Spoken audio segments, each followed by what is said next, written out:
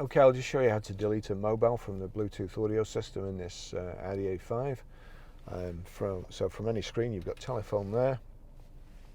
You've got, here it's come up, there's no phones connected, so it's got search for new mobile and settings at the bottom. The bottom right hand corner instruction corresponds to this right hand switch there. Telephone settings and Bluetooth. Navigate to Bluetooth, click in the center. Got Bluetooth discoverability, Bluetooth audio player, find Bluetooth devices, bonded Bluetooth devices. That's what we want, so we click the center and it's got my phone there, Barry's iPhone 10. If I click on that, it gives me the option to delete it, delete Bluetooth device, or connect as hands-free or audio player. So delete Bluetooth device. Do you really want to delete it? Yes, I do. Click again, just so you don't accidentally delete it. The Bluetooth device has been deleted.